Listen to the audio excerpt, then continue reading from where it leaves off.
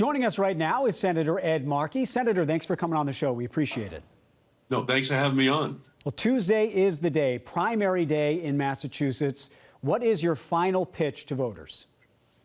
Well, my message is that I have been providing the leadership which the state of Massachusetts wants on the issues that are of greatest concern to them. At the top of the list right now, racial justice, but climate justice as well, which is what I partnered with Alexandria Ocasio-Cortez to introduce the Green New Deal. We need healthcare justice as well.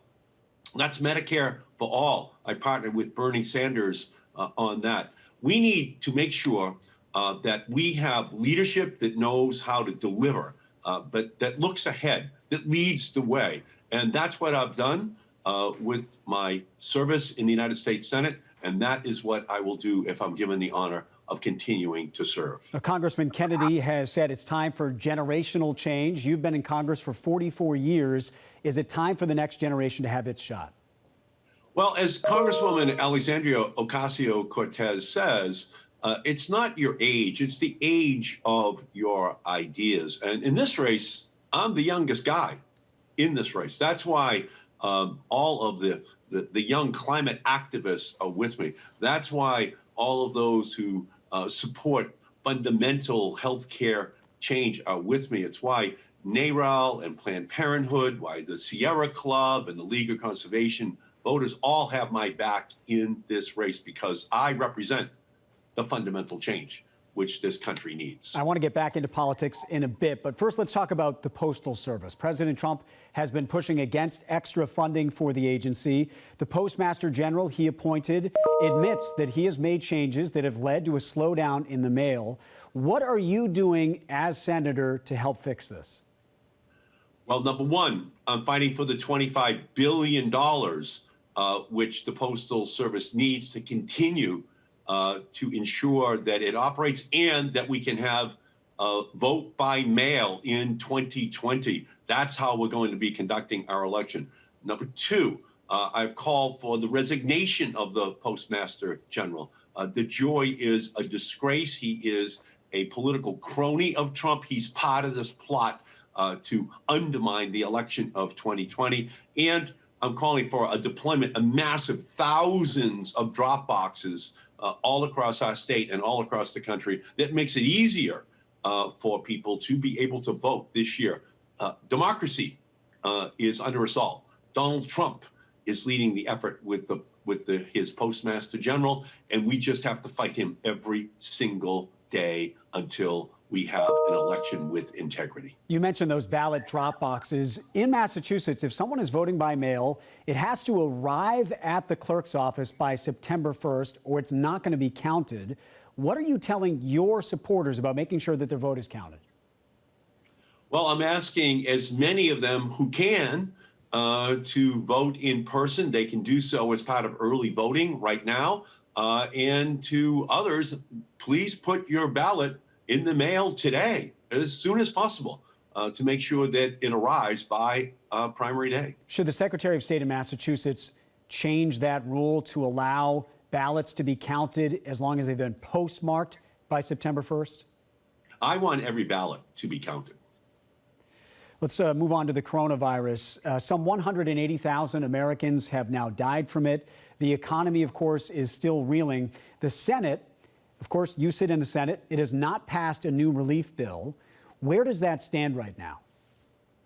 Well, right now, Donald Trump and Mitch McConnell are blocking the assistance which families need, unemployment insurance benefits, but they're also blocking the funding which the cities and towns also need. I'm fighting in the Senate to get the $1 trillion which the communities of Massachusetts need for their teachers, for their public safety, for their healthcare workers. Otherwise, we are going to have real tragedies that we see in our Commonwealth and across the country. So it's a monumental, epic political battle with the Republicans.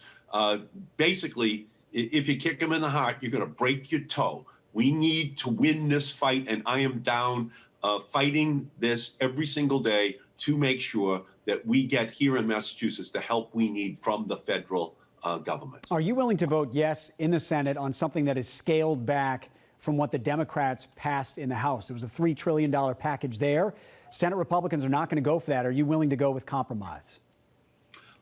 The Republicans aren't even talking to us. I will tell you this. I'm not voting for anything that doesn't give the cities and towns what they need. I'm not voting for anything that doesn't have an unemployment benefit in there. We're at 16% unemployment in Massachusetts. These people did not voluntarily give up their jobs. And I'm not going to vote for anything that doesn't have the $4 billion we need to make sure that children get the internet at home. We have 12 million children in America that don't have the internet at home. That's going to lead to a homework crisis. That's going to lead to a learning crisis. That's going to ultimately lead to an opportunity crisis for those children. And they're mostly Black, brown, poor immigrant kids. So we can't have packages that pass on the floor of the Senate that don't include the help for those families who need it the most. Let's get back into your Senate primary race. The Kennedy campaign sent a letter to your campaign manager this week saying that the congressman